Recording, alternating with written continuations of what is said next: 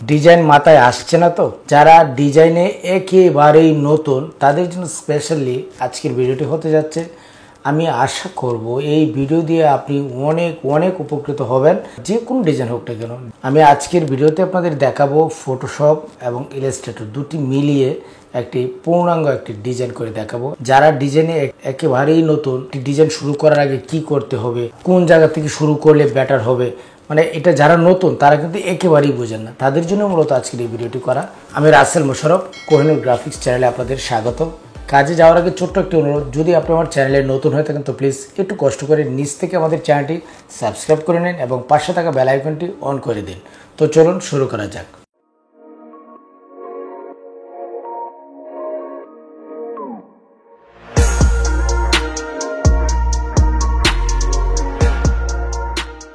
আমরা আমাদের কম্পিউটার স্ক্রিনে চলে আসলাম। আপনারা যারা একেবারে নতুন তাদের জন্য মূলত আজকের এই ভিডিওটি করা। তো যাদের কোনো আইডিয়া নেই তাদেরকে আইডিয়া দেওয়া হচ্ছে আমার কাজ। ওকে, তো আমি আজকে একটি মুভি পোস্টার ডিজাইন করে দেখাবো আপনাদের। এই ভিডিওটিতে আপনারা অনেক কিছু শিখতে পারবেন। ওকে, তো এখানে দেখেন আমি অনেকগুলি ছবি আমি কালেক্ট করেছি এবং প্রতিটি ছবি আমি নেট থেকে ডাউনলোড করেছি। তো বেশি ছবি দিয়ে আপনারা কিভাবে কাজ করবেন এবং একটি মুভি পোস্টার ডিজাইন করতে গেলে এখানে অনেক আর্টিস্ট থাকে এবং সেগুলিকে আপনি কিভাবে সেট আপ করবেন। তো এখন এখান থেকে আমি আমার যতগুলি ছবি আমি কাজ করেছি, আপনি যে কয়টা ছবি দিয়ে কাজ করবেন সেই ছবিগুলিকে আগে থেকে আপনারা ব্যাকগ্রাউন্ড রিমুভ করে রাখবেন। ওকে, আমি সবগুলিকে ড্র্যাগ এন্ড ড্রপ করে ফটোশপে নিয়ে গেলাম। আপনাকে বুঝতে হবে যে এই ছবিটিকে আপনি পেন টুল দিয়ে, এই ছবিটাকে আপনার পেন টুল দিয়ে কাটতে হবে নাকি আপনি অন্যভাবে কাটতে পারবেন, ব্যাকগ্রাউন্ডটা কি আপনি অন্যভাবে কিভাবে রিমুভ করবেন। ওকে, তবে আপনাদের একটু দেখাই। ধরেন আমি অবজেক্ট সিলেকশন টুলসে গেলাম, যাওয়ার পর আমরা যখন এভাবে ক্লিক করব, ক্লিক করার পর দেখেন ছবিটা কিন্তু সম্পূর্ণটাই মানে সিলেক্ট হয়েছে। ঠিক আছে, তো সেক্ষেত্রে দেখা যাচ্ছে এখানে যেহেতু একটু হেভিজিবি বেশি, এটাকে পেন টুল দিয়েই করতে হবে। প্লাস আপনি লেসো টুলস দিয়ে এভাবে সিলেক্ট করে এভাবেও আপনি কাটতে পারবেন, কিন্তু এটা পেন টুল দিয়ে করায় আমার মনে হয় যে বেটার। যদি আপনারা মনে করেন যে এভাবে করে নেবেন তারপরে এভাবে করতে পারেন। তাছাড়া অন্য একটি ছবি আছে, অন্যান্য যে ছবিগুলো আছে সে যেমন ধরেন এই ছবিটা যদি আপনি অবজেক্ট সিলেকশন টুলস দিয়ে যদি আপনি কাটতে চান, দেখেন আপনি যদি এভাবে ক্লিক করেন, ক্লিক করার সঙ্গে সঙ্গে দেখেন শুধু ছবির অংশটা কিন্তু সিলেক্ট হয়েছে। ঠিক আছে, তাছাড়া আপনি যদি মনে করেন যে একটু এদিক সেদিক হলো, তারপর ওই যে লেসো টুলস দিকে সিলেক্ট করে শিফট ধরে যখন দিবেন তখন ভিতরের অংশটা সিলেক্ট হবে। ঠিক আছে, আপনি যখন আবার অল্ট ধরে দিবেন তখন বাহিরের অংশটা, মানে ধরেন আমি একটু আপনাদের বোঝাই, ধরেন এই অংশটা আমি একটু বেশি দিয়ে দিলাম। ঠিক আছে, একটু অতিরিক্ত চলে গেল। তো সেক্ষেত্রে এটা যদি আপনি আউট করতে চান তাহলে অল্টার ধরে আপনি ক্লিক করলেই এভাবে সিলেক্ট হয়ে যাবে।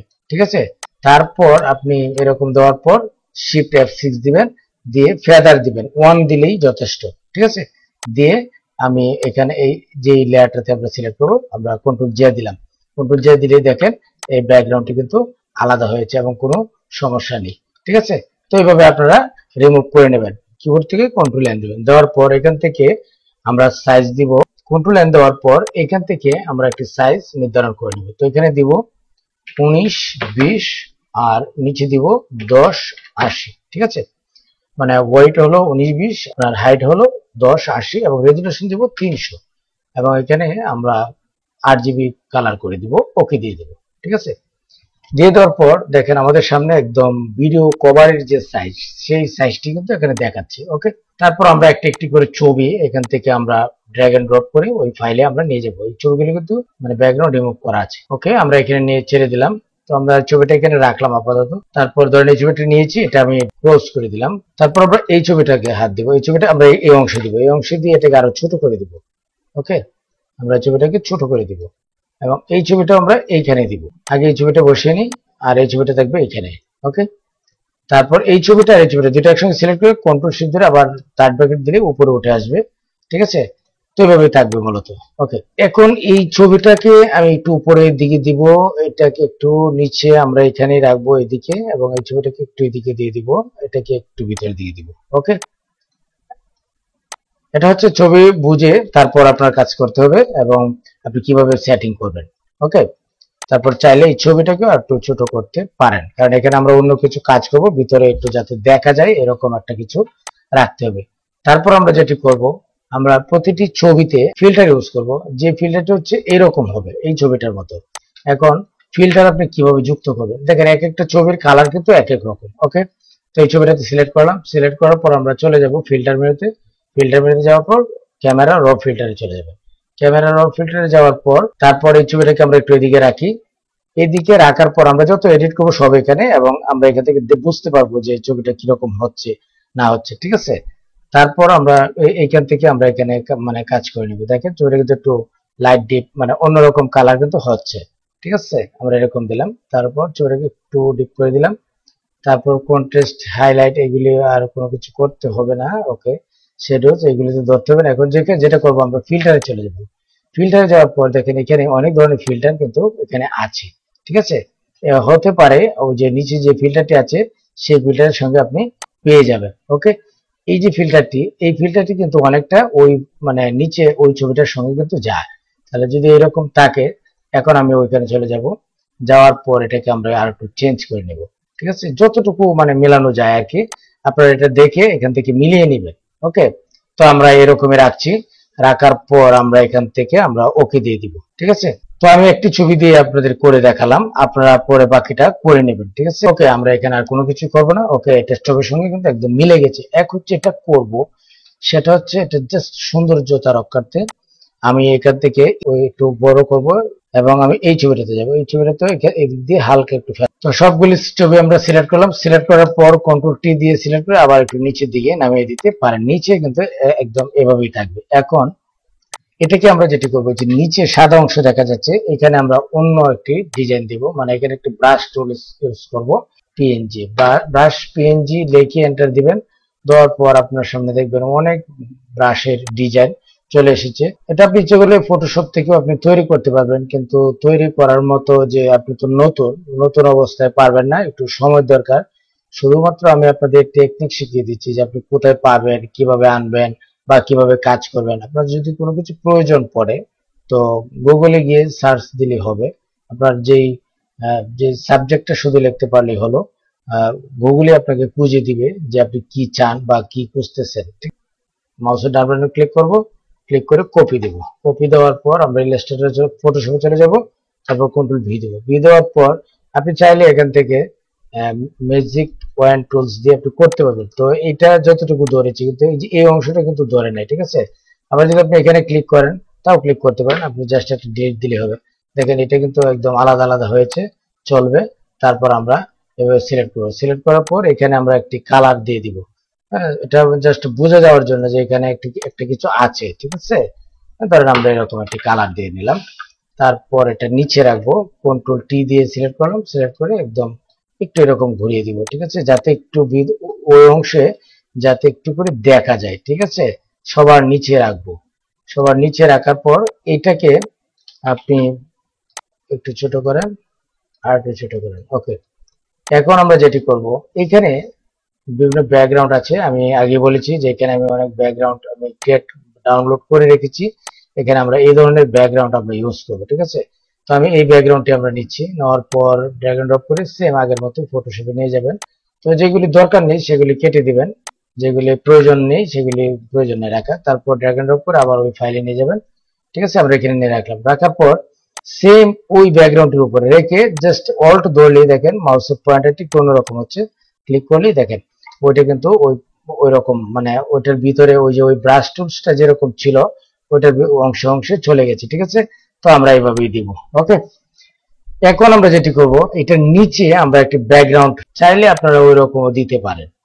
ওকে, তো আমরা এটা দিয়ে দেখবো যে যদি বেটার হয় তাহলে দিব, না অথবা এটা দিব না। ঠিক আছে, আমার মনে হয় দেওয়া যেতে পারে, এটা একটু কাজ করে নিলে হবে। ওকে, আমরা এটাই দিব। ঠিক আছে, কন্ট্রোল বি দিয়ে আমরা এটাকে আমরা চেঞ্জ করে নিব। দেখেন এটা কিন্তু চেঞ্জ হচ্ছে। ঠিক আছে, আমরা এই জাতীয় করে নেব। ওকে, অলরাইট, আমরা আর কিছু করব না, এটাকে আমরা কপি করে দিলাম। তারপর আমরা কন্ট্রোল ইউ প্রেস করব। কন্ট্রোল ইউ দিয়ে আমরা এই ব্যাকগ্রাউন্ডটাকে একটু এরকম হালকা করে এরকম করে দিব।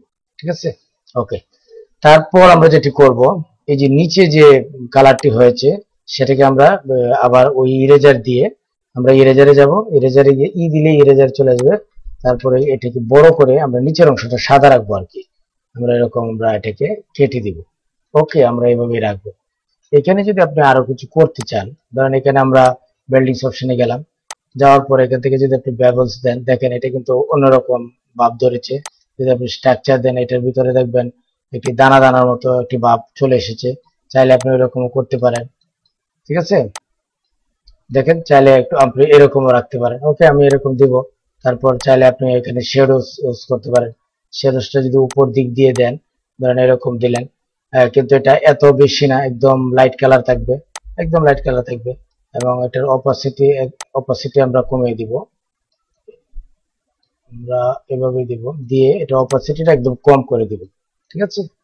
ওকে, আমরা এভাবে রাখবো। তারপর আমরা ওকে দিয়ে দিব। ওকে দিয়ে দেওয়ার পর ব্যাকগ্রাউন্ডের কাজ মোটামুটি শেষের পথে, এবং এখন আমরা ইলাস্ট্রেটরে চলে যাব।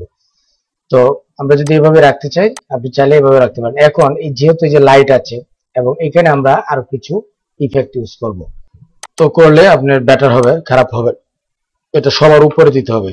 সবার উপরে দেওয়ার পর আমরা ওই যে লাইটটা যেটা আছে, লাইটটাকে আমরা মানে আরো আলোকিত করবো, আমরা স্কিন দিয়ে দেবো। দেখেন, লাইটের কালারটা কিন্তু অন্যরকম ভাব কিন্তু ধরে ফেলেছি। তারপর আবার যদি আমরা এটাকে অল্ট ধরে টান দিই, টান দেওয়ার পর এটা আমরা ওই যে ভিতরে যে আমরা ব্যাকগ্রাউন্ডটি দিয়েছি, মূলত ওই ব্যাকগ্রাউন্ডটির উপরে থাকবে, ঠিক আছে, এই যেখানে দিয়েছি।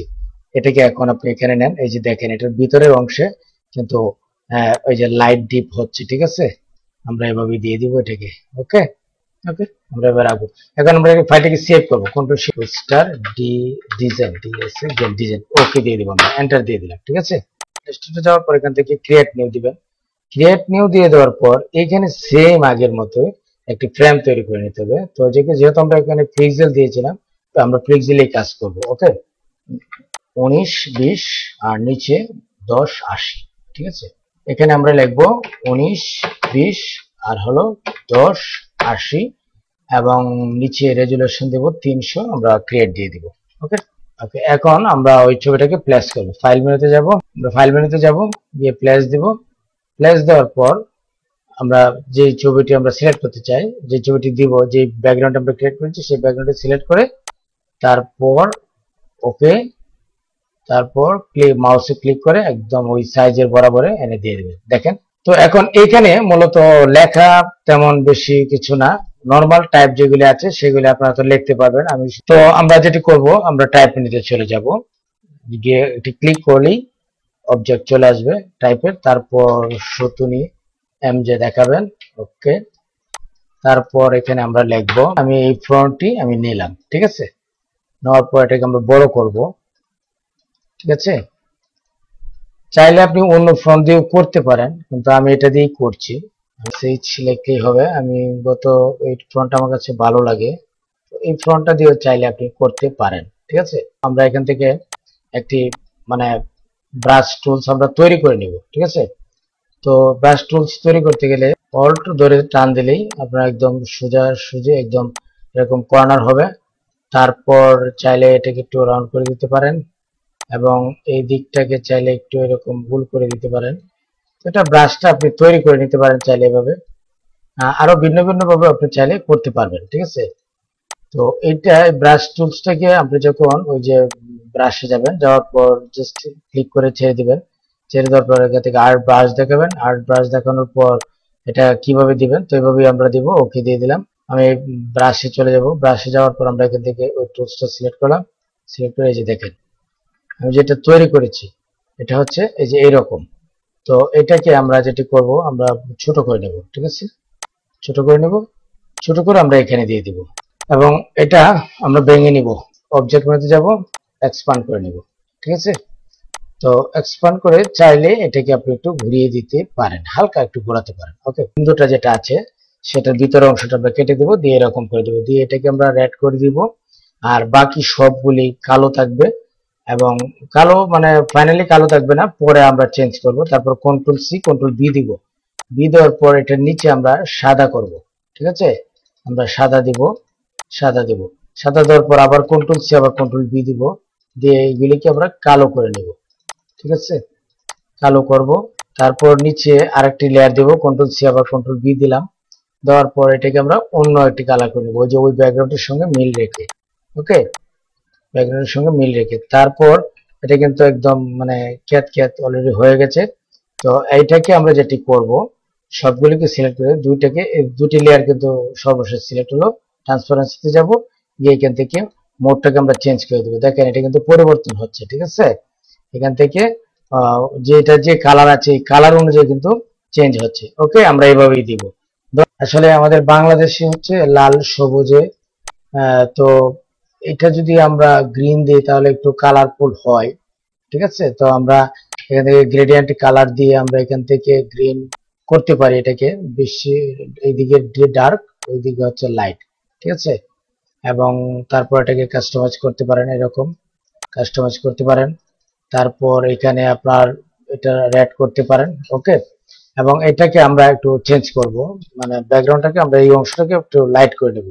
তো আপনারা যদি এরকম মনে করেন যে যদি সমস্যা হয়, তো সেক্ষেত্রে আবার ফটোশপে গিয়ে আপনারা এডিট করে ব্যাকগ্রাউন্ডটাকে আপনি চেঞ্জ করে নিয়ে আসবেন, ঠিক আছে।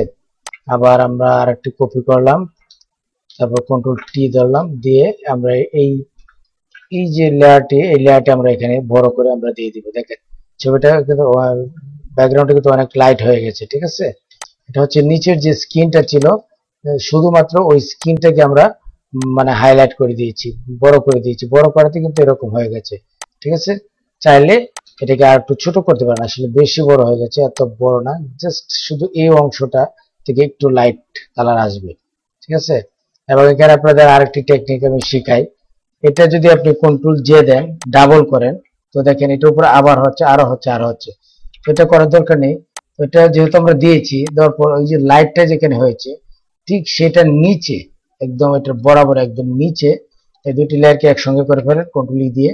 তারপর বি দেন, ব্রাশে যান, যাওয়ার পর এখান থেকে রেড কালার, অরেঞ্জ জাতীয় কালার আনেন। এই যে দেখেন এখানে আপনার একটু কিন্তু অন্যরকম কালার বের হয়েছে, ঠিক আছে। তো যেটা দিয়েছি সেটাই এনাফ, এটা এখানে আর কিছু করতে হবে না। এখন আপনার যে কোনো কালার আমরা এটাকে সেভ করব। এখন ওই ব্যাকগ্রাউন্ডের সঙ্গে কিন্তু অনেক সুন্দর মিশবে। তারপর আমরা আবার ফাইল মেনুতে যাব, আবার প্লেস দিব। প্লেস দেওয়ার পর আপনি যেখানে রেখেছেন ওই ফোল্ডারটিতে চলে যাবেন। যাওয়ার পর এটাকে আমরা প্লেস করে দিব, ঠিক আছে। আমরা রিপ্লেস করলাম, রিপ্লেস করার পর আমরা এখান থেকে রিপ্লেস দিয়ে দেব। ওকে, এখন এখানে যদি মানে দুই তিনটি অনেক ব্যানারে দেখবেন যে বিভিন্ন লোগো থাকে, আপনারা চাইলে এখানে লোগো আপনি ইউজ করতে পারেন।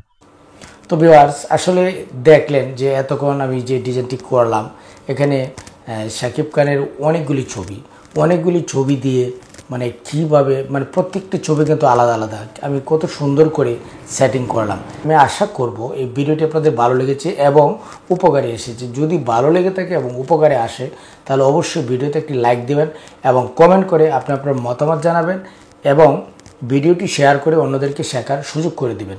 দেখা হবে পরবর্তী যে কোনো এপিসোড নিয়ে। সে পর্যন্ত ভালো থাকবেন, সুস্থ থাকবেন। সবার জন্য শুভকামনা। আসসালামু আলাইকুম।